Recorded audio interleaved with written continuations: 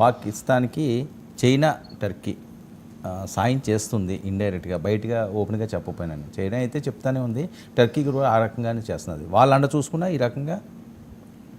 ముందుగా 9 టీవీ ప్రేక్షకులకు నమస్కారం అండి, అలాగే ప్యానల్లో ఉన్న పెద్దలకి మీకు కూడా నమస్తే అండి.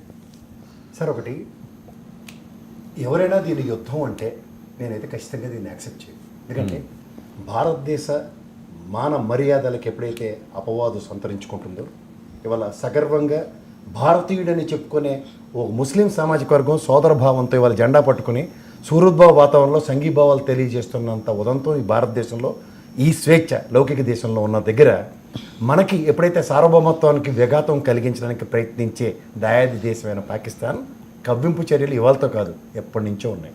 నేను మళ్ళీ చెప్తున్నాను సార్, మీరు ఇందాకలా చైనా టర్కీ అంటున్నారు, అజర్బైజాన్ వాళ్ళ యొక్క విధానం కూడా ఒకసారి గమనించండి ఎట్లా మాట్లాడుతున్నారు. 3 విషయాలు చెప్తాను. ఇవాళ మన భారతదేశం గతంలో 2 యుద్ధాలు చేసింది వాళ్ళతో.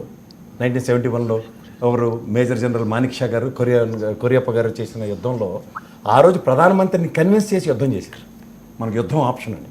కానీ ఇవాళ ప్రధానమంత్రి గారు సైలెన్స్ స్పేస్ బ్యాక్ అన్నట్టు నిదానంగా ఒక సాయుధ దళాలని, త్రివిధ దళాలని ఏకతాటి మీద తీసుకొచ్చి వాళ్ళ వ్యవస్థ కాదండి, వాళ్ళ వ్యవస్థ గురించి. ఎందుకంటే మనం భిక్ష వేస్తే వాళ్ళ దేశం ఏర్పడిన పాకిస్తాన్కి లాహోర్ దాకా తరిమి కూడా లాహోర్ని, కరాచీని మనం కైవసం చేసుకోకుండా దయాద్ర హృదయంతో వాళ్ళు కూడా మనతో పాటు సమానంగా బతకాలని కన్సిడరేషన్స్ ఇస్తున్న దగ్గర వాళ్ళు ఎప్పుడైతే ఈ జైషే మహమ్మద్, నెక్స్ట్ లష్కరే తోయిబా, హిజ్బుల్ ముజాహిద్దీన్ ఇలాంటి పనికిమాలిన చెత్తను ఎంటర్టైన్ చేసుకుంటూ తలుచుకుంటే, ఎందుకు నేను వారు కాదన్నానంటే, ఇదే ప్రధానమంత్రి ఇంటి ముందు బాంబు పడింది, తలుచుకుంటే ప్రధానమంత్రి ఇల్లు లేపడం ఎంతసేపు, మన వార్ పర్పస్ అది కాదు.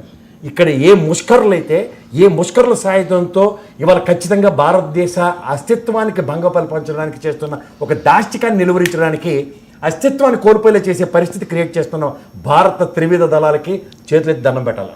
ఎందుకు చెప్పాలంటే, ఇవాళ మీరు తలుచుకుంటే ఇవాళంటే హైదరాబాదు, ముంబై, ఢిల్లీ నగరాలకి పెనుముప్పు ఉందని చెప్తున్నారు. వర్మ గారు ఇక్కడ దాకా రాగలిగాడంటే ఆడు ప్రపంచంలో శాసించే స్థాయిలో ఉన్నట్టు. ఇవాళ మనకి శ్రీహరికోట శాటిలైట్లు విరుద్ధులు చేస్తున్న దాంట్లో స్థావరాలు, అంటే ప్రైమ్ మినిస్టర్ ఇంటి పక్కన పనికిమాల వేదాలు పెట్టుకున్న స్థావరాలను ఐడెంటిఫై చేసి కొట్టగలిగే నేపథ్యం, సామర్థ్యం ఉన్న భారత సైన్యం. ఇది గమనించుకోండి. ఫస్ట్ 26 యుద్ధ నౌకలు విక్రాంత్. ఈ విక్రాంత్ ఎప్పుడైతే కథన రంగంలోకి దిగిందో, గతంలో యుద్ధాల్లో కూడా చవి చూశారు వాళ్ళు. ఈ యుద్ధ నౌకలతో చేస్తున్న విన్యాసాల్లో లాహోర్, కరాచీ కనుచూపు మేరలో కూడా వాణిజ్యానికి ఇప్పుడు అతి దగ్గరలో నోచుకోలేవు. అందులో కూడా బంకర్లు పెట్టుకున్న వాళ్ళు తోలు తీసేశారు. మీకు తెలుసో తెలీదు, ఆల్రెడీ సివిల్ వార్ ఉంటే తట్టుకోలేని నిస్సాయ స్థితిలో దిక్సూచిలేని నా ఇవాళ పాకిస్తాన్. ఎలా తెలుసా సార్, ప్రధానమంత్రి ఎక్కడ దాక్కున్నాడో తెలియదు, ఏ హాస్పిటల్ పడి గుండెకి పోటీ వచ్చి చచ్చాడో తెలియదు. ఆడికి మేజర్ జనరల్ ఎవడైతే ఆర్మీ చీఫ్ ఉంటాడో వాడు బంకర్లో దాక్కున్నాడు. వీళ్ళిద్దరూ లేకుండా యుద్ధం చేస్తున్నారంటే నవ్విపోతారు ఎవరైనా. భారతదేశం ఒక దిక్సూచి లేని అలాంటి పనికిమాలిన వాళ్ళతో యుద్ధం చేస్తుందంటే నేను నా దేశ సార్వభౌమత్వాన్ని నేను తగ్గించుకోవాలని అవసరం. ఎందుకు చెప్తున్నానంటే, ఇవాళ యుద్ధతంత్రం కాకుండా ఉగ్రవాద క్షేత్రాలన్నింటినీ సర్వనాశనం చేస్తే ఈ నెపం పెట్టి పాకిస్తాన్ మీద యుద్ధం జరిగింది కాబట్టి అని ఒక ఎక్స్క్యూజ్ తీసుకోవడానికి ప్రపంచ దేశాలను కవ్వింపజేసే కార్యక్రమానికి రంజింపజేస్తున్నాయి. సివిల్ వార్ అని ఎందుకంటానంటే, కిలో 390 రూపాయలు బంగాళదుంపలు, 370 రూపాయలు డజన్ గుడ్లు, 600 రూపాయల పైచీలకి బియ్యం బస్తాలు బియ్యం కేజీ కొనుక్కొని వస్తున్నారు వాళ్ళ బతుక్కి. తిండి లేక అల్లాడబోతో మిత్రుడు చెప్పినట్టు హంగర్ స్ట్రైక్, హంగర్ ఇండెక్స్లో 164వ స్థానంలో ఏడుస్తున్న వాళ్ళు ఇవాళ తిండికే లేక దేహి అని అడుక్కుంటూ ఈ పక్క చైనా నుంచి నమ్మి మోసపోవడం అంటే ఇదే. నిన్న చూసారో లేదో, వాళ్ళు కొట్టిన డ్రోన్లు కానీ, వాళ్ళు పంపించిన మిజైళ్ళు కానీ తిప్పి కొట్టే సామర్థ్యంలో కనీసం భారత క్షేత్రంలోకి రాకుండా అమృత్సర్కి కరెంటు తీసి చూపిస్తే మన స్థావరాలని మనం ఎలా పరిరక్షించుకోవాలో నేపథ్యం, ఇండియన్ నేపథ్యం గమనించుకోమనండి. వాళ్ళకున్న ఒకే ఒక్క ఇదేంటంటే శరణొజొచ్చి ఈ దిక్కుమాల ఉగ్రవాద కార్యక్రమాలకి చరమాంకం. ఎందుకంటే ఈ రోజు కాదు, రేపు రాత్రి అసలైన కాలరాత్రులు ఉంటాయి వాళ్ళకి, మిగిలినవి కూడా భూస్థాపితం అవుతాయి. నేను గతంలో చెప్పా, సింధూరం విలువ తెలిసిన పవిత్రత, దాని ఆవశ్యకత ప్రతి భారతీయుడు సింధూరం పెట్టుకుంటాడు ఎదుట. అలాంటి భారతీయుల యొక్క సంస్కృతికి భిన్నంగా మా ఆడపడుచుల యొక్క సింధూరాన్ని చెరుపుదామని ప్రయత్నించినప్పుడు ఇద్దరు, ఒక కల్నల్ ఖురేషీ మేడం అండ్ వ్యోమకా